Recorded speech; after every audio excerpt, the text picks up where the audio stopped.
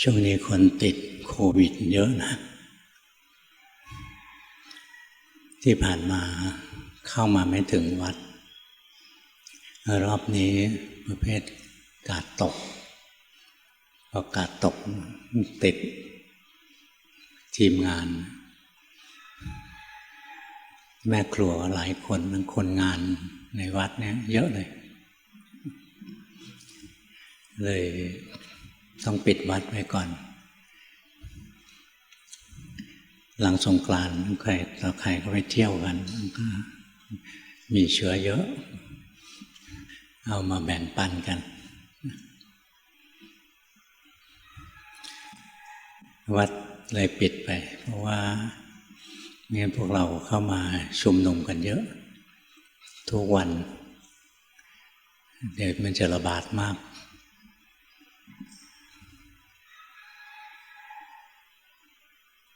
อีกอย่างหนึ่งต้องปิดเพราะว่าขาดคนทำงานในวัดพระต้องออกมาช่วยกันทำเองในบางอย่างพระก็ทำไม่ได้ยังทำครัวพระทำไม่ได้ขุดดินตัดหญ้าพระทำไม่ได้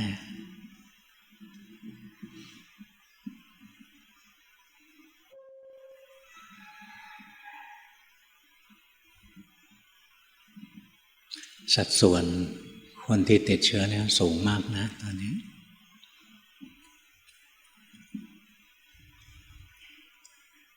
แต่มันมีข้อดีอันหนึ่งหลวงพ่อปิดวัดหลวงพ่อเลยได้พักมีงานวันพุธกับวันพฤหัสได้หยุด3 วันจันทร์อังคารศุกร์ค่อยช่วงเลยที่ผ่านมาไม่ค่อยได้พักเลยนะแก่แล้ว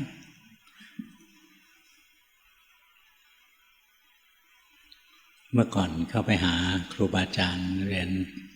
กับท่านแล้วรู้สึกว่าขี้เกียจไม่ได้ครูบาอาจารย์แต่ละองค์นะอายุเยอะทั้งนั้นเลยไม่รู้ว่าเราจะมีโอกาสเรียนกับท่านสักกี่ครั้งเลยเรียนอะไรมานะไม่เคยหยุดภาวนาตั้งอกตั้งใจทำ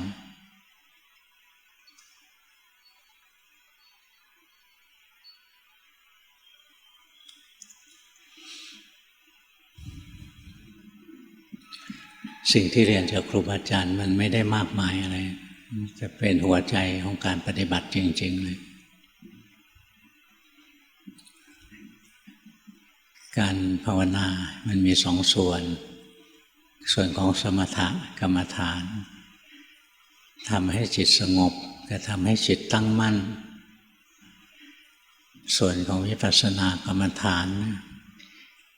พาจิตมันเรียนรู้ความจริงของรูปนามกายใจก็มีอยู่เท่านี้เองหลวงพ่อก็ไปหาหลวงปู่ดูลหลวงพ่อมีสมาธิอยู่แล้วฝึกมาแต่เด็กจิตเป็นผู้รู้หลวงปู่ก็เลยให้หลวงพ่อเดินปัญญาให้ดูจิตไปเลยเราอย่านึกว่าลูกศิษย์หลวงปู่ดูลทุกท่านทุกองค์ทุกคนดูจิตนะส่วนใหญ่ก็ไม่ได้ดูจิตหลวงปู่ให้ดูกายส่วนใหญ่บางคนก็เริ่มจากพุทโธให้พุทโธไปจะเห็นว่าพุทโธมันของถูกรู้จิตมันเป็นผู้ว่าพุทโธนี่พุทโธแบบหลวงปู่ดูลพุทโธถูกรู้มันก็ได้จิตผู้รู้ขึ้นมาบางคนท่านก็ให้ดูผมบางคนท่านก็ให้ดูกระดูกดูผมไปเรื่อยๆแล้วก็เห็นผมมันไม่ใช่เรามันเป็นของถูกรู้ถูกดูจิตมันเป็นคนเห็นผมดูกระดูกก็เห็นกระดูกมันก็ถูกรู้ถูกดูไม่ใช่เรา ให้จิตเป็นคนรู้คนดูจิตก็ตั้งมั่นเด่นดวงขึ้นมาแต่คนที่ดูจนกระทั่งจิตมันดีดออกมาเป็นผู้รู้นะก็มีส่วนหนึ่งนะอีกส่วนหนึ่งก็กลายเป็นสมถะชนิดสงบไปเฉยๆเกิดนิมิตพิสดารอะไรต่ออะไรเล่นกันสนุกใช่ตอนนั้นหลวงพ่อไม่เล่นด้วยนะเล่นไม่เป็นก็เล่นอิทธิปาฏิหาริย์กันหลวงปู่ก็ห้ามแล้วห้ามอีกไปเล่นโดยที่พื้นฐานไม่แข็งแรงมีสมาธิเล็กๆน้อยๆอุปจารสมาธิมันเล่นได้แล้วเล่นแล้วมันเลิกไม่ได้เล่นง่ายเลิกยากหลวงพ่อไม่เอาเลยนะของพวกนั้นตั้งอกตั้งใจอ่านจิตอ่านใจตัวเองไปหลวงปู่ให้ดูจิตก็เลยดูไปดูมาแล้วก็จับหลักได้ในขณะที่เราดูจิตเราต้องตั้งมั่นแล้วเห็นอะไรเห็นความรู้สึกนึกคิดทั้งหลายที่เกิดขึ้นอันนี้เป็นสิ่งที่เกิดร่วมกับจิตเสมอเรียกว่าเจตสิกจิตนั้นไม่เกิดเดี่ยวๆไม่เกิดตามลำพังจิตต้องมีอารมณ์และตัวจิตเองเวลาเกิดขึ้นจะต้องเกิดร่วมกับเจตสิกคือองค์ธรรมบางอย่างจิตโดยตัวของมันไม่มีดีไม่มีเลวจิตมันดีเพราะมีองค์ธรรมอย่างอื่นที่เป็นฝ่ายดีมาเกิดร่วมด้วยจิตมันไม่เลวนะแต่ที่มันเลวขึ้นมาเพราะมันมีองค์ธรรมฝ่ายเลวโลภโกรธหลงอะไรเกิดขึ้นแล้วมันมาครอบงำจิตได้จิตโดยตัวของมันว่างเนี่ยค่อยๆดูค่อยๆสังเกตแต่จิตเนี่ยเกิดดับเราเห็นจิตเกิดดับผ่านเจตสิกคือเห็นว่าจิตที่มีความสุขเกิดแล้วก็ดับจิตที่มีความทุกข์เกิดแล้วก็ดับจิตที่เป็นกุศลเกิดแล้วก็ดับจิตโลภจิตโกรธจิตหลงจิตฟุ้งซ่านจิตหดหู่จิตทุกอย่างเกิดแล้วดับเนี่ยหลวงพ่อหัดทีแรกก็หัดดูอย่างนี้นะเห็นจิตมันเกิดดับตอนนั้นมันยังเข้าไม่ถึงตัวจิตจริงๆตัวจิตจริงๆเดี่ยวๆเนี่ยไร้รูปลักษณ์ไร้ร่องรอยเราก็ต้องดูความเกิดดับของมันผ่านเจตสิกที่เกิดร่วมกับมันอย่างความโกรธเนี่ยมันก็เกิดร่วมกับจิตโกรธพอความโกรธดับจิตที่โกรธก็ดับจิตกับเจตสิกนะเป็นองค์ธรรมที่เกิดร่วมกันเกิดพร้อมกันแล้วก็ดับพร้อมกันนี่ถ้าเราภาวนายังไม่ละเอียดพอเราก็เห็นว่าความโกรธเกิดขึ้นจิตเป็นคนรู้ความโกรธดับไปจิตยังอยู่นะตรงนี้ไม่เห็นหรอกว่าจิตมันดับไปแล้วจิตโกรธนั้นดับไปแล้วเลยคิดว่าจิตมีดวงเดียวตรงนี้ต้องภาวนาอีกนะจนเราเห็นจิตมันเกิดดับได้มันเกิดดับร่วมกับเจตสิกนั่นแหละจิตสุขก็เกิดร่วมกับความสุขความสุขดับจิตสุขก็ดับก็เกิดจิตอีกดวงหนึ่งที่ไม่ได้สุขจิตทุกข์เกิดขึ้นก็เกิดร่วมกับความทุกข์พอเราภาวนาเราเห็นความทุกข์ดับไปจิตที่ทุกข์ก็ดับไปพอความทุกข์ดับนะจิตทุกข์ก็ไม่มีแล้วมีไม่ได้งั้นจิตกับองค์ธรรมที่เกิดร่วมกับจิตที่เรียกว่าเจตสิกนะเกิดด้วยกันแล้วก็ดับด้วยกันแล้วก็ทำงานด้วยกันมันรู้อารมณ์มันเดียวกันอย่างจิตโกรธมันไปรู้อะไรมันไปรู้สิ่งที่ทำให้โกรธคนที่ทำให้โกรธความโกรธเกิดขึ้นความโกรธก็เพ่งเล็งลงไป ที่สิ่งที่ทำให้โกรธคนที่ทำให้โกรธเพราะงั้นตัวเจตสิกกับจิตนะมีอารมณ์อันเดียวกันมีอารมณ์อันเดียวกันเกิดร่วมกันทำงานร่วมกันแล้วก็ดับร่วมกันพร้อมๆกันหัดทีแรกก็ยังไม่เห็นตรงนี้นะที่หลวงพ่อหัดดูหลวงพ่อก็เห็นว่าความโกรธมันมาแล้วก็ดับศีลเป็นคนดูอยู่ความโลภความหลงความทุกข์ความสุขนะความกังวลใจอะไรนะเกิดแล้วดับเกิดแล้วดับเกิดแล้วดับไปเรื่อยทีแรกก็คิดว่าจิตมีดวงเดียวนะแล้วต่อมาค่อยสังเกตให้จิตโกรธมันก็มีลักษณะอย่างหนึ่งจิตโลภจิตหลงมันก็ไม่เหมือนกันมันเป็นคนละตัวกันมันเกิดพร้อมกับเจตสิกแล้วก็ดับไปด้วยกันอย่างถ้าเรามีสตินะเราโกรธใครสักคนอยู่เนี่ยขณะนั้นจิตเราเป็นจิตโกรธพอสติระลึกได้ว่าตอนนี้ความโกรธกำลังมีอยู่ความโกรธจะดับทันทีนะทันทีที่ความโกรธดับไปนะในขณะนั้นจิตโกรธก็ดับแล้วก็เกิดจิตที่ตั้งมั่นขึ้นมาแทนงั้นจิตที่โกรธกับจิตที่ตั้งมั่นเนี่ยมันคนละดวงกันจิตที่รักกับจิตที่ตั้งมั่นมันคนละดวงกันเราต้องมีจิตที่ตั้งมั่นเราถึงจะเดินปัญญาได้เห็นจิตเกิดดับได้จริงๆเพราะจิตตั้งมั่นมันจะมาแทรกขั้นระหว่างจิตทั้งหลายอย่างจิตสุขเกิดขึ้นจิตตั้งมั่นเป็นคนดูถ้าจิตสุขตัวนั้นเกิดร่วมกับราคะจิตสุขตัวนั้นดับทันทีที่สติระลึกสติรู้ราคะเมื่อไหร่ราคะดับความสุขที่เกิดจากราคะก็ดับพร้อมๆกันหมดเลยจิตที่มีราคะก็ดับในขณะนั้นเลยเกิดเป็นจิตผู้รู้ขึ้นมาหรือเวลามีความโกรธเกิดขึ้นสติระลึกรู้ว่าเฮ้ยจิตโกรธแล้วมันเห็นว่าความโกรธก็อันหนึ่งจิตก็อันหนึ่งทันทีที่สติเกิดความโกรธจะดับทันทีทันทีที่ความโกรธดับจิตโกรธก็ดับไปด้วยเกิดเป็นจิตผู้รู้ขึ้นมาแทน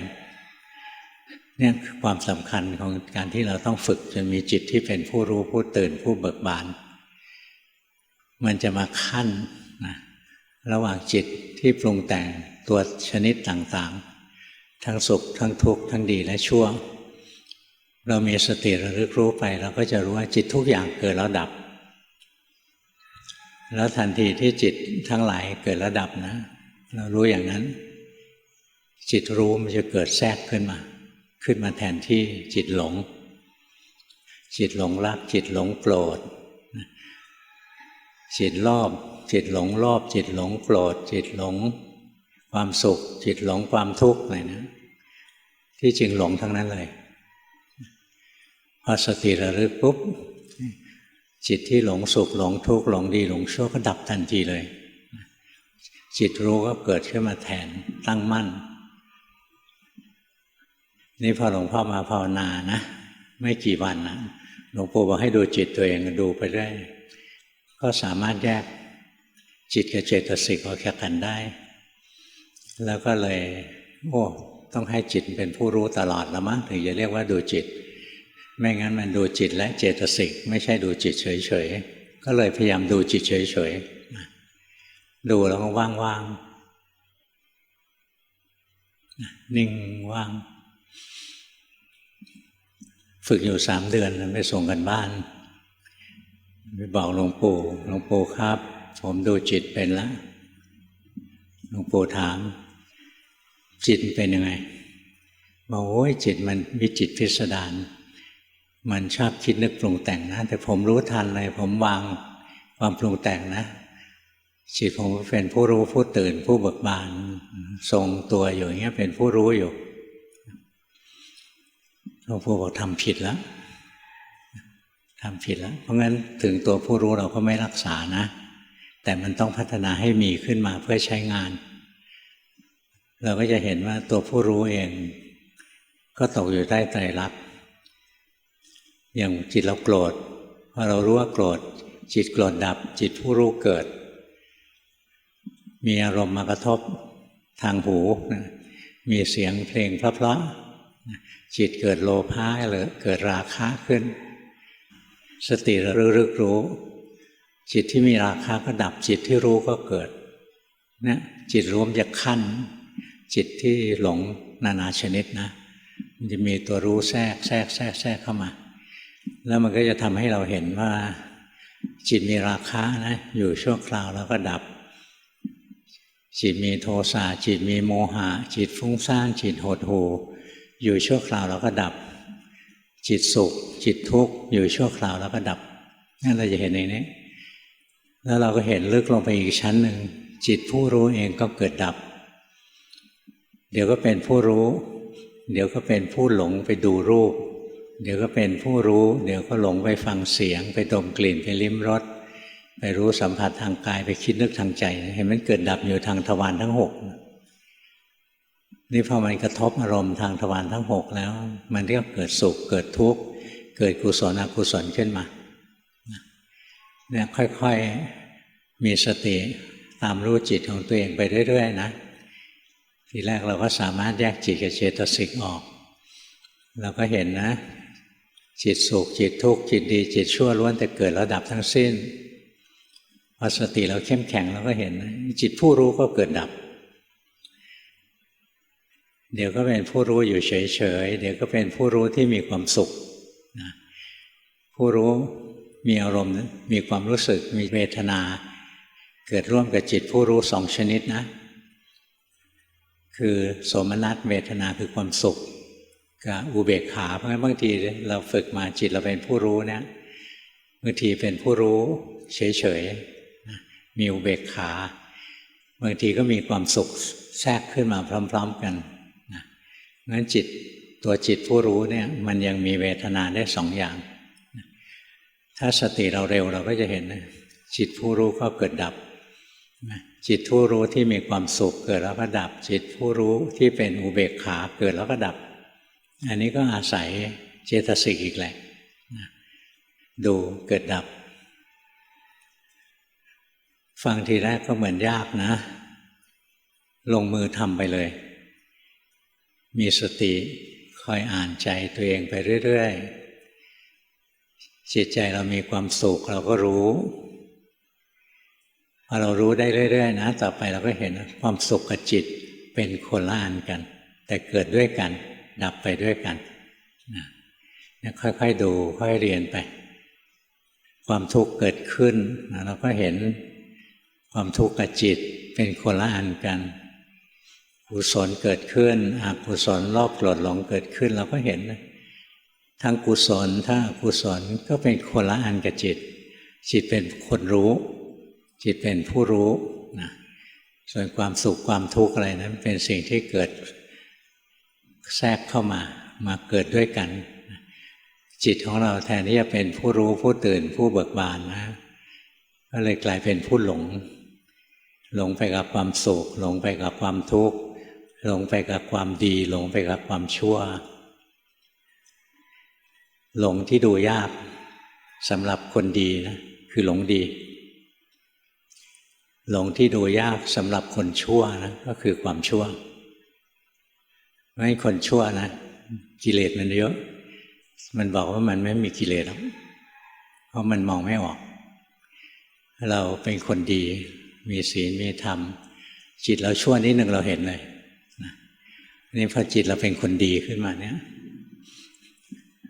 มีความโศกมีความอิ่มเบิกบานมีเมตตากรุณาแล้วเราก็เพลินอยู่กับความสุขอ่ะดูยากนะพวกคนดีอ่ะดูให้เห็นว่าเราติดดีอยู่ดูยากพวกคนชั่วไม่ต้องพูดถึงมันติดชั่วอยู่ยังไม่เห็นเลยมันไม่มีดีจะติดพวกเข้าวัดเข้าวาถือศีลฟังธรรมทำบุญทำทานเป็นคนดีจิตใจมีความสุขอิ่มเบิกบาน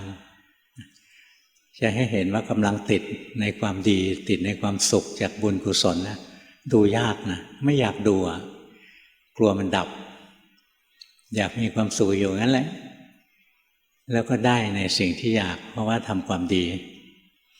ก็ได้ไปเป็นเทวดาได้ไปเป็นพรหมนะมีความสุขยืดเยื้อยาวนานไม่ไปนิพพานนะเพราะจิตยังหลงอยู่เวลาใจเราสบายๆนะ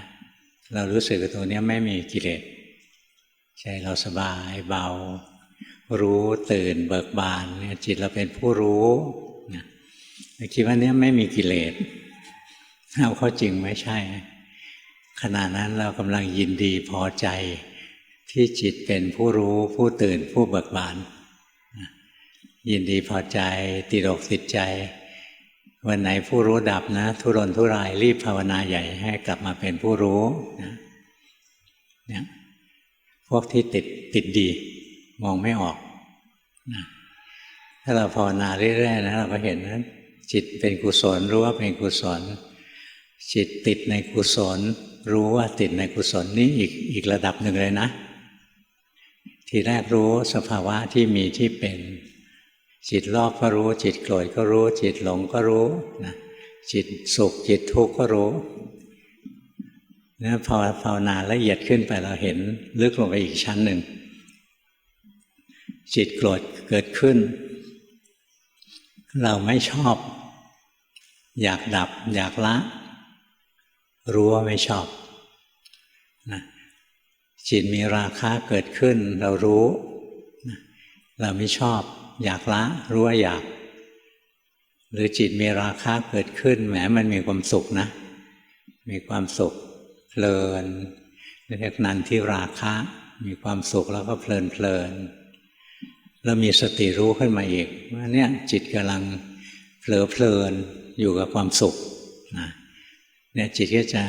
พัฒนาขึ้นไปอีกระดับหนึ่งไม่ติดในความสุขแล้วไม่เพลินในความสุขสำหรับพวกเราภาวนานะความทุกข์มันดูง่ายกว่าความสุขกุศลอกุศลนะอกุศลดูง่ายกว่ากุศลเพราะฉะนั้นเวลาติดเนี่ยเราติดของดูยากอย่างเราติดความสุขไม่มีใครมันติดความทุกข์หรอกมันมีแต่ติดความสุขนะแต่จิตมันไปติดความทุกข์นี่เป็นอีกเรื่องหนึ่งนะจิตมันจมอยู่กับความทุกข์แต่ถ้าเรารู้ทันปุ๊บจิตไม่ชอบความทุกข์เนี่ยให้รู้ตรงที่ไม่ชอบความไม่ชอบดับนะจิตจะดีดตัวออกมาเป็นผู้รู้ความทุกข์ก็จะกระเด็นออกไปนะแต่พอมีความสุขมีราคะเกิดขึ้นมีความสุขเกิดขึ้นมันเพลินให้ดูแล้วเสียดายกลัวมันหายไปกลัวมันดับลองไปภาวนานะแล้วเราลองสังเกตดูเรายังมีความรักใคร่อะไรอาวรณ์เสียดายสภาวะบางอย่างหรือเปล่าอย่างบางคนภาวนานะจิตรวมลงไปแล้วออกรู้ออกเห็นอะไรเยอะแยะเลยครูบาอาจารย์บอกไม่ดีจิตฟุ้งซ่านจิตออกนอกให้เลิกเสียไม่มีใครยอมเลิกง่ายๆหรอกนะเพราะอะไรเพราะมันรู้สึกสนุกมันรู้สึกพึงพอใจแต่ถ้าเราเห็นว่าเนี่ยเรามีหูทิพตาทิพขึ้นมาจิตเราหลงยินดีพอใจนะเรารู้ทันจิตที่ยินดีพอใจปุ๊บความยินดีพอใจดับนะจิตก็ไม่ติดแล้วนะแต่ยากเห็นไหมละของชั่วง่ายนะละของดีสำหรับคนดียากนะนั่งสมาธิจิตสงบมีความสุขมีความสงบมีอุเบกขานิ่งสบายว่างๆตื่นเบิกบานนะให้บอกว่าเนี่ยจิตมันชอบเห็นไหมจิตมันชอบในรสของสมาธิเห็นไหมไม่เห็นมองยากสิ่งเหล่านี้ก็ต้องอาศัยการฝึกปลือนะค่อยๆหัดดูสภาวะทั้งหลายไป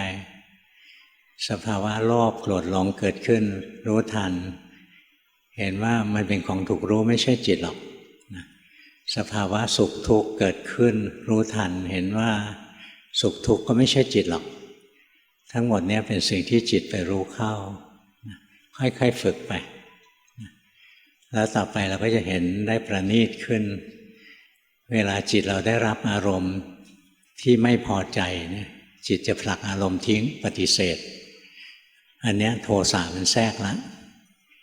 เวลาจิตมันเจออารมณ์ที่ชอบใจอย่างมันสงบมันมีความสุข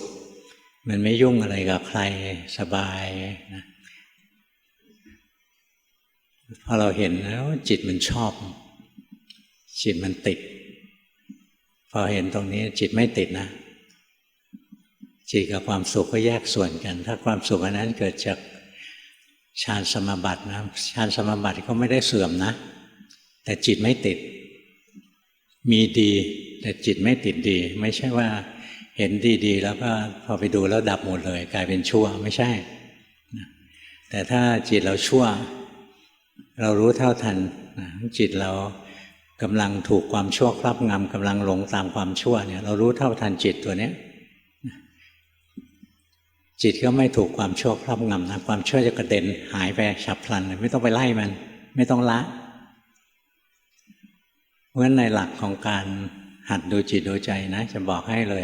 ซื่อๆตรงๆก็คือไม่ได้ฝึกเพื่อจะละกิเลสหรอกฝึกให้มีสติรู้ทันอันแรกรู้ทันกิเลสอันที่สองรู้ทันจิตนะจิตยินดีพอใจหรือจิตไม่พอใจกับกิเลสรู้ทันเข้าไปเมื่อจิตเป็นกลางปุ๊บนะตั้งมั่นเด่นดวงขึ้นมาแล้วไอ้กิเลสทั้งหลายวิเศษวิโสทั้งหลายนะกระเด็นหายไปเองไม่ต้องทำอะไรเพราะฉะนั้นถ้าเราเจริญสติเป็นนะเราไม่ต้องละกิเลสเพราะจะไม่มีกิเลสให้ละกิเลสมีอยู่สติระลึกรู้ปั๊บกิเลสดับแล้วไม่ทันจะละเลยนะเนี่ยค่อยๆสังเกตนะแต่ถ้าสมมติเรากลุ้มใจเราก็ไปนั่งดูเมื่อไหร่จะหายกลุ้มเมื่อไหร่จะหายกลุ้มอันนั้นไม่มีสตินะจิตก็ไม่ตั้งมั่นถ้ากลุ้มใจแล้วเรามีสติรู้ว่าความกลุ้มใจเป็นส่วนหนึ่งจิตเป็นส่วนหนึ่งถ้าจิตเป็นตั้งมั่นขึ้นมาเป็นแค่คนเห็นความกลุ้มใจความกลุ้มใจมันเจือด้วยอกุศลทั้งหลายเจือด้วยโทสะทั้งหลายมันจะดับทันทีเลยงั้นเราไม่ต้องละความกลุ้มใจไม่มีใครละได้หรอกเวลากลุ้มใจขึ้นมานะหาทางละบางทีก็ไปดูหนังฟังเพลงไปหาของอร่อยกินไปคุยกับเพื่อนไปเล่นกับหมาเล่นกับแมวอะไรเงี้ยหาอะไรเพลินๆไอ้นั่นเป็นการหนีไปหาภาษาอันใหม่เพื่อจะลืมภาษาอันเก่าแล้วจะได้หายกลุ้มใจแต่ถ้าเราเป็นนักปฏิบัติกลุ้มใจนะเราให้เห็นเลยตอนนี้กลุ้มใจเห็นลึกลงไปอีกชั้นหนึ่งใจไม่ชอบรู้ตรงที่ใจชอบใจไม่ชอบนะตัวนี้สำคัญนะถ้าเราดูจิตดูใจแล้วเราดูทะลุเข้ามาจนถึงตัวชอบตัวไม่ชอบได้ตัวชอบตัวมันหายไปนะตัวชอบตัวไม่ชอบมันจะดับได้ยินไหมในห้องได้ยินไหมไม่ได้ยินเลยนะเห็นไหมว่าเป็นอนัตตาเป็นอนัตตาเมื่อเราภาวนานะทีแรกรู้สภาวะต่อไปตัวสภาวะอย่างสุขทุกข์ดีชั่วเรารู้นะต่อไปเราก็รู้ปฏิกิริยาของจิตต่อสภาวะนั้นมันชอบมันไม่ชอบสภาวะนั้นมันยินดีมันยินร้ายต่อสภาวะนั้นรู้ตรงนี้เข้าไปอีกจิตนี้เป็นกลางคราวนี้สภาวะทั้งหลายแล้วก็จิตก็จะแสดงธรรมะให้เราดูเองไม่ต้องดิ้นรนเลยเรียนธรรมะไม่ต้องคิดมากคิดยังไงก็คิดไม่รู้เรื่องหรอกต้องเห็นของจริงเอาเพราะฉะนั้นพยายามมีสตินะจิตใจเราสุขรู้ทันจิตใจเราทุกข์รู้ทันจิตเป็นบุญเป็นกุศลรู้ทันจิตโลภจิตโกรธจิตหลงรู้ทันทีแรกก็รู้ได้แค่นี้ก็ยังดีก็จะเห็นว่าสุขทุกข์ดีชั่วกับจิตเป็นคนละอันกันนี่สังเกตต่อไป พอจิตสุขเกิดขึ้นเรายินดีพอใจนะให้รู้ทันความยินดีพอใจความยินดีพอใจจะดับจิตจะเป็นกลางนะแล้วมันก็จะเห็นนะความสุขอะไรเอาเป็นที่พึ่งอะไรไม่ได้หรอกเป็นของข้างนอกเป็นของภายนอกเกิดแล้วก็ดับไปเกิดแล้วก็ดับไปความทุกข์เกิดขึ้นเราก็รู้ทันจิตไม่ชอบเห็นความไม่ชอบของจิตความไม่ชอบก็จะดับไปจิตก็จะเห็นในสภาวะเหล่านั้นจริงๆมันก็มีอยู่ประจำโลกของมันนะกิเลสมันก็กิเลสของเก่าประจำโลกนั้นนะไม่เคยหมดโลกเลยนะแต่เราเองเสียท่าโดนมันครอบนี่พอจิตเราตั้งมั่นขึ้นมาเราเห็นมันแยกออกไปไม่ครอบนะแล้วใจเรายังยินดียินร้ายใจยินดียินร้ายก็คือใจไม่ปล่อยวางถ้าใจยังไม่ปล่อยวางใจก็ไม่พ้นทุกข์งั้นถ้าเราเห็นใจยินดีใจยินร้ายปุ๊บรู้ทันนะหมดความยินดียินร้ายมันก็ปล่อยวางพอปล่อยวางแล้วนะสุขทุกข์ดีชั่วเป็นของประจำโลกแล้วมาแล้วก็ไปไม่เห็นเกี่ยวอะไรกับเราเลยเหมือนลมพัดมาแล้วก็พัดไปไม่เห็นเกี่ยวอะไรกับเราเลยค่อยๆฝึกนะจิตมันจะเป็นอิสระมากขึ้นมากขึ้นไม่ถูกครอบงำด้วยความสุขหรือความทุกข์ไม่ถูกครอบงำด้วยความดีหรือความชั่วพวกเราต้องระวังนะเรื่องติดดีนี่บางคนได้ยินว่าอย่าติดดีนะก็เลยคิดว่าชั่วก็ได้ไม่ใช่หรอกกระทั่งดียังไม่ติดจะไปติดชั่วได้ยังไงให้คอยรู้ทันจิตตนเองนะจิตยินดีให้รู้ทันจิตยินร้ายให้รู้ทันการเจริญสติปัฏฐานทีแรกก็ให้เรามีเครื่องอยู่ให้จิตอยู่จะเป็นรูปธรรมหรือนามธรรมก็ได้เอาที่เราถนัดใช้กายหรือใช้เวทนาหรือใช้สังขารกุศลอกุศลหรือใช้จิตที่เกิดดับทางอายตนะตาหูจมูกลิ้นกายใจก็ได้เฝ้ารู้เฝ้าดูไปให้เห็นสภาวะทั้งหลายเกิดขึ้นตั้งอยู่แล้วก็ดับไปเนืองๆแต่ช่วงแรกอินทรีย์ยังไม่แก่กล้าพอสภาวะที่ดีที่สุขเกิดขึ้นก็หลงยินดีให้รู้ทันความยินดีก็ดับจิตก็เป็นกลางเวลาสภาวะทุกข์เกิดขึ้นความชั่วเกิดขึ้นจิตของเรานักปฏิบัติเราไม่ชอบจิตยินร้ายจิตไม่ชอบให้รู้ตรงที่ไม่ชอบเนี่ยไอ้ตัวสุขทุกข์ดีชั่วเป็นอดีตไปแล้วตัวไม่ชอบเป็นปัจจุบันเวลาภาวนานะคำว่าปัจจุบันนะมันประณีตมากนะปัจจุบันไม่ใช่ว่าอยู่ในนาฬิกาตั้งตรงเป๊ะอะไรเงี้ยเที่ยงตรงอะไรเงี้ยเป็นปัจจุบันไม่ใช่สภาวะปัจจุบันที่กำลังมีกำลังเป็นถ้าหยาบหน่อยตาเห็นรูปเนี่ยตาไปเห็นรูปรูปเป็นอะไรรูปเป็นอารมณ์ที่รู้ด้วยตาพอตาเห็นรูปแล้วแปลความหมายได้เฮ้ยผู้หญิงสวยใจเราเกิดราคะเรามีสติรู้ราคะที่เกิดขึ้นนี่ประณีตมากขึ้นแล้วผู้หญิงเป็นของข้างนอกราคะเป็นของข้างในทีแรกเราเห็นผู้หญิงเป็นอารมณ์มายั่วจิตใจเกิดปฏิกิริยาเกิดราคะขึ้นเรารู้ทันว่าจิตมีราคะถ้าภาวนาได้ละเอียดยิ่งกว่านี้นะเราก็จะเห็นว่าตอนที่ราคะเกิดขึ้นนะจิตเราไม่ชอบราคะแล้วนี่รู้ลงมาลึกลงมาอีกชั้นหนึ่งรู้เข้าไปถึงจิตถึงใจระดับลึกอีกชั้นหนึ่งคือความยินดียินร้ายเพราะฉะนั้นตัวผู้หญิงนั้นนะที่เราไปดูทีแรกนะเป็นอารมณ์ที่ตาไปเห็นเข้าพอเกิดราคะผู้หญิงนั้นเป็นอดีตราคะเป็นปัจจุบันรู้ด้วยใจ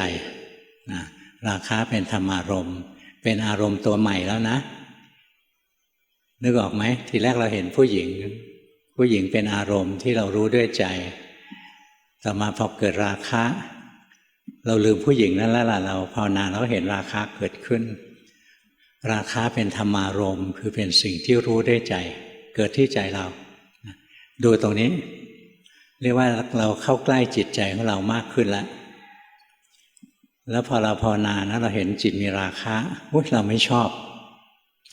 เนี่ยเกิดปฏิกิริยาซ้อนเข้ามาในจิตเราตัวราคะที่มีอยู่เป็นอดีตไปแล้วนะตัวไม่ชอบเป็นปัจจุบันนะเราก็รู้ทันจิตที่ไม่ชอบเห็นไหมแค่ตาเห็นผู้หญิงนะผู้หญิงเป็นอารมณ์ตัวแรกเกิดปฏิกิริยาเกิดราคะสติรู้ราคะเป็นอารมณ์ตัวที่สองนะแล้วก็จิตมันเห็นราคะแล้วมันไม่ชอบเป็นอารมณ์ตัวที่สามเนี่ยมันจะเข้าใกล้จิตเรามากขึ้นนะถ้าภาวนาไม่ใช่เห็นไม่ชอบดูออกไปข้างนอกนะนี่ดูทะลุออกไปที่รูปเสียงกลิ่นรสข้างนอกเพราะนั้นกลับหัวกลับหางแล้วนะใช้ไม่ได้หรอกอารมณ์สังเกตดูตาหูจมูกลิ้นกายกระทบอารมณ์เกิดอารมณ์ใหม่ขึ้นที่ใจเราเกิดสุขเกิดทุกข์เกิดกุศลอกุศลนี่เป็นอารมณ์ใหม่เราก็ดูอารมณ์ใหม่อารมณ์ปัจจุบันพอเราเห็นอารมณ์ใหม่แล้วจิตเกิดปฏิกิริยาอีกแล้วเกิดชอบเกิดไม่ชอบไอ้ตัวสุขทุกข์ดีชั่วเป็นอดีตไปแล้วนะเป็นอดีตารมณ์อารมณ์ในอดีตเช่นเดียวกับผู้หญิงคนนั้นนะเป็นอดีตไกลโพ้นนะไกลไปแล้วเนี่ยเราเห็นชอบไม่ชอบเป็นอารมณ์ตัวใหม่ที่เกิดขึ้นกับจิตนะดูลงไปปั๊บน้ำขาดออกไปนะจิตเข้าสู่ความเป็นกลางนะจิตเป็นกลางคราวนี้อะไรแปลกปลอมนิดหนึ่งก็จะเห็นแล้วนี่คือความปรุงแต่งเกิดขึ้นแล้วก็จะเห็นนะความปรุงแต่งทั้งหลายไม่เที่ยงผ่านมาแล้วก็ผ่านไปความปรุงแต่งทั้งหลายไม่ว่าสุขทุกข์ดีชั่วก็ถูกบีบคั้นให้แตกสลายเหมือนกันความปรุงแต่งทั้งหลายมาตามเหตุก็ไปตามเหตุมีเหตุก็เกิดหมดเหตุก็ดับบังคับไม่ได้เป็นอนัตตานะใจก็เห็นความจริงมากขึ้นนะอย่างผู้หญิงเราเห็นเดินอยู่สวยๆอยู่ริมถนนมันเที่ยงไหมรูปที่เราเห็นเนี่ยเที่ยงไหมแวบเดียวมันก็เดินไปที่อื่นแล้วตรงนี้กลายเป็นหมาขี้เลื้อนเดินมาแทนนะรูปสวยๆนั้นไม่มีแล้วเปลี่ยนไปแล้วใจที่ชอบผู้หญิงนั้นนะมองตามไปเจอเอาหมาขี้เลื้อนเข้ามาแทนที่ราคะเปลี่ยนเป็นโทสะแล้วนะอันนี้ก็ถือว่าภาวนาพอได้แล้วถ้าละเอียดประณีตขึ้นไปเราจะเห็นความยินดียินร้ายยินดีในอารมณ์ยินร้ายในอารมณ์ที่กำลังเป็นอยู่เราเห็นผู้หญิงสวยใจเรายินดีรู้ทันนะราคะเกิดเราไม่ชอบใจเรายินร้ายรู้ทันนะรู้ลงไปที่ยินดีที่ยินร้ายนะถ้าภาวนาสติเราดีสมาธิเราพอนะตัดตรงมาดูที่ยินดียินร้ายเลยนะมันยินดียินร้ายทั้งวันนะเฝ้ารู้ตรงไปความยินดีร้ายดับนะจิตจะดีดตัวขึ้นมาตั้งมั่นเด่นดวงสงบรู้ตื่นเบิกบานขึ้นมาแล้วก็ไม่รักษาเดี๋ยวมันก็ดับสิ่งใดเกิดสิ่งนั้นดับไม่ละเว้นกระทั่งจิตผู้รู้แต่เราต้องมีจิตผู้รู้นะเราถึงจะแยกสภาวะพวกนี้ได้ถ้าเราไม่มีจิตผู้รู้เรามีจิตผู้หลงเห็นผู้หญิงมาก็หลงตามเขาไปนะเห็นผู้หญิงไปแล้วหันมาอีกทีเจอหมาจิตตามหมาไปอีกแล้วนะมันมีแต่ผู้หลงเพราะฉะนั้นพยายามฝึกนะมีเครื่องอยู่ให้จิตอยู่ซะก่อนกายเวทนาจิตธรรมอะไรก็ได้ที่เราถนัดนะมีเครื่องอยู่แล้วมีสติอยู่นะแล้วเราก็รู้ว่าเราปฏิบัติธรรมเนี่ยนะเพื่อสู้กิเลสนะไม่ใช่เพื่อเอาดีอะไรหรอกนะปฏิบัติธรรมเนี่ยที่เราทำอยู่เนี่ยมันจะสู้กิเลสหรือมันตามใจกิเลสไปดูตัวนี้ด้วย ตัวนี้เรียกว่าอาตาปีนะมีกายเยกายานุปัสสีวิหรติใช้กายในกายนะเป็นเครื่องอยู่อาตาปีเป็นเครื่องอยู่เนี่ยเพื่อแผดเผากิเลสนะทำให้กิเลสทนอยู่ไม่ได้ไม่ใช่ภาวนาเพื่อสนองกิเลสไปภาวนาแล้วเราสังเกตดูที่เราภาวนาเนี่ยสนองกิเลสหรือคิดจะสู้กิเลส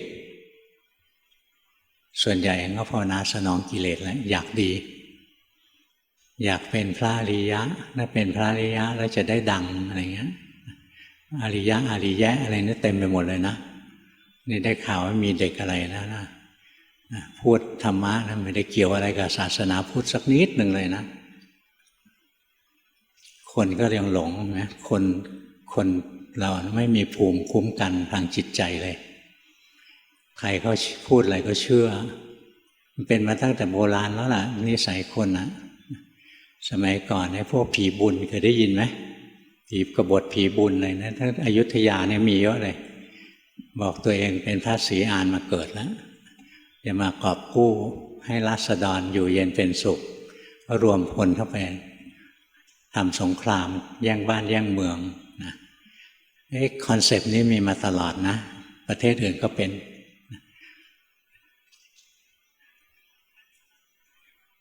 มันก็คล้ายพวกผีบุญนะก็หลอกอาศัยศรัทธาที่งมงายศรัทธาของคนที่ไม่รู้จักพระพุทธศาสนาเป็นเหยื่อพวกนี้กลายเป็นเหยื่อนะก็เป็นเครื่องมือให้เขาเนี่ยชาวพุทธจริงๆนะร่อแร่เต็มทีแล้วนะที่พวกเรามาเรียนเนี่ยหลวงพ่อพอใจนะ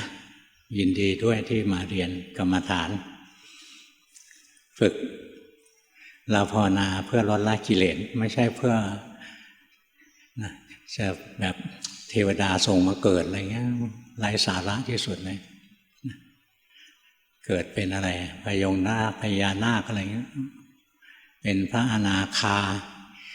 คาบ้าอะไรมาเกิดในโลกมนุษย์เนี่ยไม่มีความรู้สักนิดหนึ่งสักจุดหนึ่งนะเพี้ยนหมดเลยคนก็โอ้ยสาธุสาธุกราบไหว้มีเงินมีทองทูลหัวให้นี่เป็นความอ่อนแออย่างยิ่งนะของชาวพุทธคือไม่ได้ศึกษาศาสนาพุทธเราศึกษาแล้วภาวนานะการศึกษามีสองอันศึกษาปริยัติกับศึกษาปฏิบัติทั้งสองอันมีประโยชน์นะทีแรกก็หลวงพ่อเริ่มจากปฏิบัตินะแล้วก็ตันไม่รู้ไปไงหลวงพ่อก็เลยอ่านพระไตรปิฎกอ่านอะไรอย่างเงี้ยนะเพื่อหาทางที่จะไปต่อแล้วก็ไม่เจอไปเจอหลวงปู่ดูลท่านสอนต่อยอดการปฏิบัติให้พอภาวนาพอรู้เรื่องพอเข้าใจแล้วกลับไปอ่านปริยัติปริยัติเขาดีนะหลายส่วนเลยดีมากๆเลยอภิธรรมบางเรื่องดีมากๆเลยนะโดยเฉพาะเรื่องเกี่ยวกับจิตนะอธิบายได้ละเอียดดีนะบางส่วนก็เป็นความคิดความเห็นของคนโบราณนะไม่ได้เป็นคำปัญญาตรัสรู้ของพระพุทธเจ้าหรอกอย่างเรื่องโลกแบนโลกอะไรอย่างเงี้ยนะไม่เกี่ยวพระพุทธเจ้าไม่มาสอนเรื่องโลกอะไรอย่างเงี้ยนะงั้นเราภาวนานะเพื่อลดละกิเลสมีความรู้เนื้อรู้ตัวอยู่อย่าหลงแล้วมีอะไรเกิดขึ้นในกายมีสติรู้ทันมีอะไรเกิดในจิตมีสติรู้ทันทีแรกก็รู้ได้ของหยาบๆก่อนต่อมาก็รู้ได้ละเอียดขึ้นละเอียดขึ้นจนทั้งเห็นปฏิกิริยาของจิตที่มันยินดียินร้ายนะเรียนไปจนจิตเกิดปัญญารู้แจ้งเห็นจริงสิ่งใดเกิดสิ่งนั้นก็ดับสุขเกิดสุขดับทุกข์เกิดทุกข์ดับดีเกิดดีก็ดับชั่วเกิดชั่วก็ดับเนี่ยจิตมันเห็นถึงขนาดนี้นะจิตไม่เข้าสู่ความเป็นกลางด้วยปัญญาอย่างยิ่งคราวนี้ไม่ต้องรักษาจิตนะจิตเป็นกลางเองไม่ต้องไปนั่งดูยินดียินร้ายไม่มีให้ดูแล้วเพราะจิตไม่ยินดียินร้ายแล้วจุดตรงที่จิตเข้าสู่ความเป็นกลางด้วยปัญญาอันยิ่งที่เห็นไตรลักษณ์เนี่ยเรียกว่าสังขารุเปกขาญาณตรงนี้มีรอยแยกมีทางแยก3 ทางทางที่1ไปแล้วก็วกกลับทางที่2นะสำหรับ พวกปรารถนาพุทธภูมิก็จะไปทรงอยู่ตรงนั้นก็ได้แล้วก็เสื่อมแล้วก็ขึ้นมาอีกแล้วก็เสื่อมอยู่นะพวกที่ไม่ปรารถนาพุทธภูมินะปรารถนาความหลุดพ้นพอมาถึงสังขารูปเปกขาเนี่ยจิตก็เกิดอริยมรรคอริยผลต่อไปนะเป็นทางแยกนะค่อยฝึกนะเราเลยจะรู้เลยว่าธรรมะของพระพุทธเจ้านะอัศจรรย์อย่างยิ่งรู้ได้ยากอย่างยิ่งประณีตอย่างยิ่งไม่ใช่เรื่องที่กิเลสหนาปัญญาหยาบจะรู้จะเข้าใจได้ก็ต้องค่อยๆเรียนค่อยๆสะสมนี่หลวงพ่อภาวนานะหลวงพ่อกลับมาดูปริยัติด้วยนะทดสอบตรงกันไหมอะไรอย่างนี้แล้วก็เอาศัพท์ทางปริยัติมาใช้แทนศัพท์ที่ครูบาอาจารย์รุ่นก่อนท่านใช้อัตโนมัติแล้วสื่อภาษาไม่เป็นสากลหลวงพ่อก็แค่ว่าเอาภาษาที่เขาบัญญัติเป็นสากลเอามาใช้เท่านั้นเองแต่เนื้อหาภายในนั้นอันเดียวกันนะ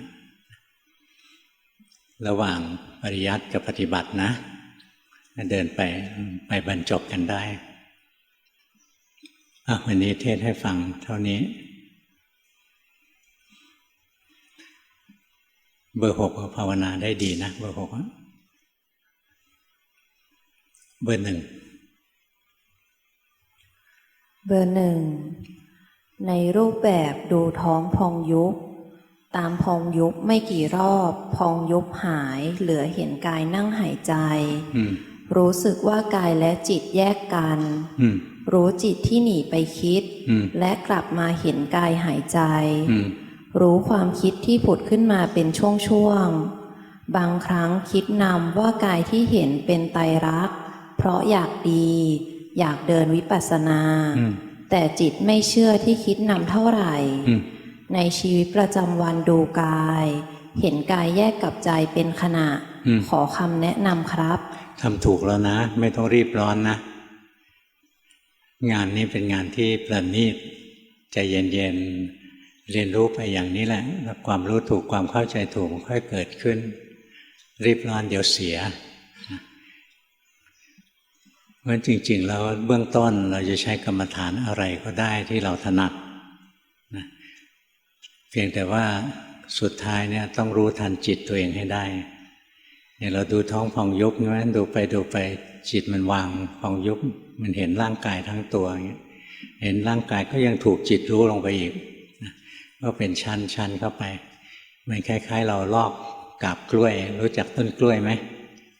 รู้จักบ้างไหมมันมีกาบกล้วยนะลอกเป็นชั้นทีแรกก็มีกาบหยาบอยู่ข้างนอกอันใหญ่เชื้อหนาเชียวค่อยลอกเข้าไปข้างในแล้วเข้ามาถึงจิตถึงใจเราเองต้นกล้วยมีแก่นไหมในต้นมันไม่มีไหมพอลอกหมดว่างจิตนี้เราภาวนานะเราเข้าถึงแก่นของมันจริงมันก็ว่างสิ่งที่มาหุ้มไว้นั่นคือความปรุงแต่งทั้งหลายทั้งปวงที่ฝึกอยู่ใช้ได้นะดีแต่อย่าให้จิตมันนิ่งก็แล้วกันนิ่งไปเบอร์ 2หายไปไหนแล้วเบอร์ 2เบอร์ 2ปัจจุบันศีล 5ครบโทสะยังเกิดบ่อยแต่รู้ตัวเร็วขึ้นปฏิบัติในรูปแบบวันละ 30-60 นาทีเริ่มจากดูลมหายใจเข้าออกแล้วฝึกสติโดยสำรวจร่างกายหากเผลอคิดหรือมีความรู้สึกเกิดก็แค่รู้จนครบเวลาเบอร์ 2หลุดไปแล้วค่ะหลวงพ่อ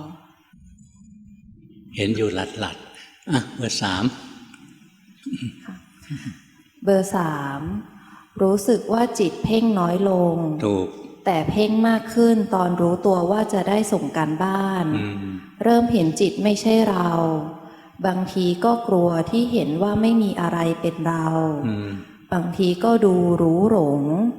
บางทีสลับไปดูชอบไม่ชอบช่วงนี้ทำธุรกิจตัวเองฟุ้งซ่านมากมีโทสะและมีความอยากเยอะมาก เลยเปลี่ยนจากนั่งสมาธิมาเป็นเดินจงกรมและรู้การเคลื่อนไหวแทนขอหลวงพ่อแนะนำทางปฏิบัติค่ะทำอะไรก็ได้นะขอให้มีสติเท่านั้นแหละถ้านั่งแล้วสติไม่ดีเคลิ้มไปอะไรก็เดินไปแล้วซ้ำไปซ้ำมาสติไม่เกิดอะไรเงี้ยหางานทำยังได้เลยไปทำงานบ้านงานอะไรที่ใช้ร่างกายเคลื่อนไหวเห็นร่างกายเคลื่อนไหวใจเป็นคนรู้นะฝึกเรื่อยๆที่ทำอยู่ดีแล้วล่ะอย่าใจร้อนนะเบอร์หนึ่งยังติดการประคองจิตให้นิ่งอยู่นะรู้สึกไหมมันแทรกแซงให้นิ่งๆเบอร์สี่เอาใหม่เบอร์สองมาแล้วเดี๋ยวหลุดอีกเบอร์สองปัจจุบันศีลห้าครบโทสะยังเกิดบ่อยแต่รู้ตัวเร็วขึ้นปฏิบัติในรูปแบบวันละ 30-60 นาทีเริ่มจากดูลมหายใจเข้าออกแล้วฝึกสติโดยสำรวจร่างกายหากเผลอคิดหรือมีความรู้สึกเกิดก็แค่รู้จนครบเวลาช่วงจิตสงบตั้งมั่นมักเกิดอาการตึงหน่วงที่หน้าผากกลางศีรษะระหว่างวันเจริญสติหมั่นรู้ลมไม่ทราบว่าปฏิบัติถูกทางไหมคะถูกนะแต่ที่ตึงๆนั้นเป็นเรื่องปกติที่ตึงหน้าผากมันจงใจปฏิบัติมันก็จะตึงทีแรกก็ต้องเป็นอย่างนั้นทุกคนแหละนะแล้วก็ค่อยรู้เอาว่าเนี่ยจงใจมากไปแล้วมันค่อยๆปรับลงมาพอดีพื้นจิตขี้โมโหมากเลยนะเนี่ยหลุดหลายทียิ่งโมโหใหญ่นะเรียนให้เห็นกิเลสตนเองดีที่สุดนะเรียนแล้วเห็นความดีของตัวเองก็ดีเหมือนกันแหละแต่ถ้าเรียนแล้วเห็นกิเลสตัวเองได้นี่ดีเลิศเลยเพราะกิเลสเราแรงนะกิเลสเราแรงเรียนลงไปมีอะไรก็รู้เอานะเบอร์อะไรล่ะต่อไปเบอร์สี่ทำในรูปแบบด้วยการบริกรรมพุทโธหรือสัมมาอรหังว่าไปเบอร์สี่ทำในรูปแบบด้วยการบริกรรมพุทโธหรือสัมมาอรหังเดินจงกรมดูร่างกายหายใจเคลื่อนไหวเป็นหลักและสวดมนต์แล้วรู้ทันจิตที่หลงไปคิดรวมการวันละประมาณ90นาทีเจริญสติในชีวิตประจำวันด้วยการบริกรรมรู้ร่างกายหายใจเคลื่อนไหวภาวนามานานแต่ไม่ค่อยก้าวหน้ายังมีกิเลสเยอะขอวิหารธรรมที่เหมาะกับจริตครับที่ทำอยู่มันใช้ได้นะจะเรื่องบริกรรมนะไม่สำคัญหรอกสำคัญที่จิตจะบริกรรมพุทโธสัมมาอรหังหรืออะไรก็ได้เหมือนกันหมดนะแต่บริกรรมแล้วนะรู้ตัวไว้จิตใจเราเป็นยังไงก็รู้ไปเรื่อยๆอย่าอยากได้ผลเร็วนะยิ่งอยากยิ่งช้าเพราะตัณหาเป็นเหตุให้เกิดทุกข์ตัณหาไม่ใช่เหตุให้พ้นทุกข์งั้นถ้าใจเราอยากให้รู้ทันอย่าไปเกลียดมันต้องเป็นกลางกับมันด้วยตามรู้ตามเห็นไปที่ฝึกอยู่ดีนะขันธ์มันก็แยกได้แล้วรู้สึกไหมกายกับจิตมันโคละอันกันความรู้สึกนึกคิดกับจิตก็โคละอันกันมันแยกได้แล้วล่ะเมื่อแยกได้แล้วต่อไปไม่ว่าสติระลึกรู้อะไรจะเป็นระลึกรู้กายรู้เวทนารู้จิตนะรู้สังขารทั้งหลายปรุงดีปรุงชั่วเนี่ยมันก็จะเห็นไตรลักษณ์พอเราแยกขันธ์ได้แล้วทุกตัวที่ปรากฏขึ้นมาให้สติรู้ว่ามันตกอยู่ใต้ไตรลักษณ์ได้แต่ถ้าเราไม่แยกขันธ์นะมันจมลงไปด้วยดูอะไรไม่ออกดีนะไม่ใช่ไม่ดีใจเย็นๆไว้เบอร์ห้าปฏิบัติแบบรู้สึกตัวทั่วพร้อมเคยเห็นความคิดและรู้เกิดดับในจุดเดียวกัน เลยวางรู้ซื่อๆไว้ตรงนั้น และสังเกตการทำงานของกาย แต่ทุกวันนี้จิตไปยึดกับอาการหนึบๆหน่วงๆบางครั้งเบาบางครั้งหนักจนตัวแข็ง เป็นทุกครั้งที่รู้สึกตัวจนเกิดความกังวลควรปฏิบัติต่อไปอย่างไรดีคะ กระดุกกระดิกไว้ถ้าไม่นั่งแล้วทำจิตอย่างเงี้ยมันจะทื่อๆไปเคลื่อนไหวไว้หาอะไรทำไปนะ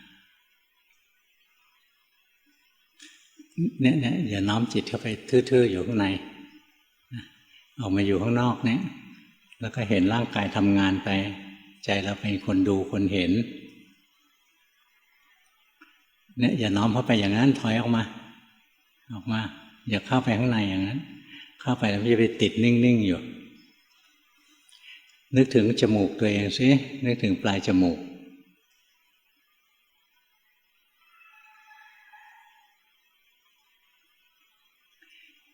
เปลี่ยนไปรู้สึกหัวไหล่ขวาเห็นไหมจิตมันเริ่มผ่อนคลายมันเริ่มเบิกบานขึ้นนะไม่จะไปเพ่งจิตให้เคลิ้มอยู่ข้างในพาจิตเนี่ยสำรวจร่างกายไปทีละส่วนทีละส่วนนะเหมือนเมื่อกี้กำหนดไว้ที่จมูกกำหนดไปที่หัวไหล่กำหนดที่มือนะที่หัวแม่โป้งอะไรเงี้ยนะไล่กำหนดอยู่ในร่างกายอย่างเงี้ยกำหนดไปเรื่อยๆนะจิตมันจะได้ทำงานไม่ไปติดนิ่งติดเฉยอยู่เห็นไหมพอจิตมันเริ่มเคลื่อนไหวได้นะจิตมันก็โปร่งขึ้นสบายขึ้นนะดีกว่าไปทำจิตให้นิ่งๆอยู่เฉยๆเบอร์ 6เบอร์ 6เป็นคนโทสะจริตคิดมากทำในรูปแบบดูลมหายใจคู่กับพุทโธบางวันก็เหมือนภาวนาไม่เป็นบางวันก็ฟุ้งซ่านและหลงบ่อยจิตไม่ถึงฐานมีการแทรกแซงและปรุงแต่งเพ่งน้อยลงรู้สึกตัวเร็วขึ้นเห็นแล้วว่าทุกอย่างไม่อยู่ในการควบคุมเห็นโทสะทันบ้างและวางไวขึ้นแต่ยังหย่อนยานกับการปฏิบัติไม่แน่ใจว่าแยกขันธ์ได้หรือยังคะแยกได้นะสมาธิก็ดีนะไปทำต่อไปให้มันเกิดปัญญาสติระลึกอะไรก็เห็นตรงนั้นน่ะไม่ใช่ตัวเราเห็นอนัตตาไปเรื่อยๆมันไม่มีตัวเราสติระลึกรู้เห็นร่างกายหายใจก็เห็นร่างกายที่หายใจไม่ใช่ตัวเราสติระลึกรู้เนี่ยตอนนี้จิตรวมว่างสว่างก็เห็นให้ว่างให้สว่างไม่ใช่เรานะไม่ว่าสติระลึกรู้อะไรให้เห็นว่ามันไม่ใช่เราไปเรื่อยๆเบอร์ 7เบอร์ 7ปฏิบัติในรูปแบบด้วยการหายใจเข้าพุทหายใจออกโทและรู้สึกตัวในชีวิตประจำวันส่งการบ้านเมื่อปีที่แล้วหลวงพ่อบอกว่าสมาธิยังน้อยและสั้นไปมีอาการตรึงจิตไว้จิตยังมีกำลังไม่พอในช่วงปีที่ผ่านมาจึงฝึกสมาธิเป็นหลักรู้สึกสงบมากขึ้นจิตมีกำลังมากขึ้นไม่แน่ใจว่าปฏิบัติถูกหรือไม่ครับถูกนะมันก็ต้องให้ได้สมาธิก่อนไม่มีสมาธิมันจะไปเจริญปัญญาไม่ได้นะไม่กลายเป็นคิดมากฟุ้งซ่านซะอีกแต่เวลาเราทำสมาธิอย่าทิ้งสติถ้าทำสมาธิแล้วมันเคลิ้มเบลออะไรเนี้ยนะสติอ่อนไปนะก็เพิ่มความรู้สึกตัวขึ้นนิดหนึ่งแล้วก็ลงมือทำสมาธิอีกสงบก็ช่างไม่สงบก็ช่างจิตจะค่อยๆมีกำลังมากขึ้นตั้งมั่นเด่นดวงขึ้นมานะอย่าน้อมจิตให้มันนิ่งๆนะเพิ่มสติเข้าไปมีสติอย่างนี้นะถ้าขาดสตินะเดี๋ยวมันเป็นมิจฉาสมาธิมันเคลิ้มไปคนสุดท้ายเบอร์ 8เบอร์ 8จิตฟุ้งซ่านหลงคิดนานเวลาเหนื่อยจากการทำงานใจไม่อยากปฏิบัติ แต่ยังทำในรูปแบบทุกวัน โดยการเดินจงกรมช่วงเช้า30 นาที ระหว่างวันดูกายเคลื่อนไหวเป็นหลัก ช่วงนี้นั่งสมาธิแล้วจิตหลงมาก ขอคำแนะนำเพื่อการพัฒนาค่ะ เวลาเราทำงานมาจิตมันเครียดนะยังไม่ต้องทำนะยังไม่ต้องรีบปฏิบัติหรอกหาอะไรที่ใจเราชอบแล้วก็ไม่ส่งเสริมกิเลสมากนักให้มันเปลี่ยนอารมณ์ก่อนนะอย่างหลวงพ่อตอนเป็นโยมนะทำงานกลับมานะหัวหมุนติ้วๆเหนื่อยแวะร้านหนังสือซื้อหนังสือการ์ตูนเด็กมาอ่านดูการ์ตูนแล้วก็หัวเราะสักทีสองทีนะใจก็คลายแล้วพอใจเราผ่อนคลายแล้วก็ภาวนาง่ายแต่ถ้าใจเราตึงๆแล้วพยายามภาวนานะเสียเวลาเหนื่อยนานไม่รู้จักผ่อนปลนกับจิตใจของเราแต่สิ่งที่มาช่วยให้ใจเราผ่อนคลายต้องเลือกนะถ้าอันไหนมันทำให้กิเลสแรงขึ้นก็อย่าไปเอามันหลวงพ่อถึงดูการ์ตูนเด็กไงดูการ์ตูนเด็กมันไม่มีอะไรมีอินโนเซนต์หัวเราะสักทีสองทีนะที่เครียดมันก็หายแล้วจิตมันเปลี่ยนอารมณ์พอจิตมันผ่อนคลายก็ภาวนาง่ายนะอันนี้ตรงนี้จิตมันนิ่งไปรู้สึกไหมเราน้อมเข้าไปหาความนิ่งอย่าน้อมเข้าไปอย่างนั้นรู้สึกออกมายิ้มหวานซิยิ้มเป็นไหมเรายิ้มด้วยแลบลิ้นด้วยอ้าปากกว้างๆสิแบบจะอมโลกทั้งโลกเอาพอแล้วเดี๋ยวกรามค้างกลับเข้าไปอีกแล้ว รู้สึกไหมไปรวบจิตให้มันนิ่งอย่าไปรวบมันนิ่งก็ให้มันนิ่งเองอย่าไปดึงให้จิตมันนิ่งเข้ามานะมันตึงไปให้เราทำกรรมฐานนะรู้อารมณ์ที่เราถนัดจิตจะสงบก็ได้จิตไม่สงบก็ได้ทำเรื่อยๆแล้วมันสงบเองแต่ถ้าเริ่มต้นเราอยากให้สงบเราจะไปดึงไปแต่งจิตให้สงบนะตรงนี้โมหะมันจะแทรกแล้วดีไม่ดีโทสะมันขึ้นด้วยซ้ำไปมันจะรำคาญหงุดหงิดเมื่อไหร่จะดีสักทีอะไรเงี้ยธรรมดาไว้ยิ้มหวานยิ้มอีกไปหัดยิ้มไว้นะไปส่องกระจกแล้วก็ยิ้มไปเรื่อยๆนะอย่าให้คนอื่นเห็นเดี๋ยวเขาจับส่งโรงพยาบาลบ้าอากาศร้อนๆนะเห็นไหมใจมันเคลื่อนไหวได้แล้วมันขำมันอะไรเงี้ยถ้าใจนิ่งไม่ดีนะมันจะติดเฉยอย่าให้จิตติดนิ่งติดเฉยให้จิตมันเคลื่อนไหวเป็นธรรมชาติถ้าเรามีสติตามรู้ตามเห็นไปวันนี้เทศให้ฟังเท่านี้นะหลวงพ่อตอนนี้ร้อนจัดเลยเพราะว่าน่าจะอิทธิพลของวัคซีนหมอมาฉีดร้อนไว้ทั้งตัวอะไรเนี่ย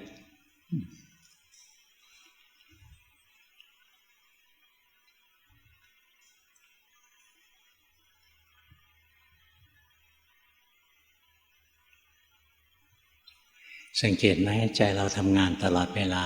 ดูออกไหมไม่ห้ามนะ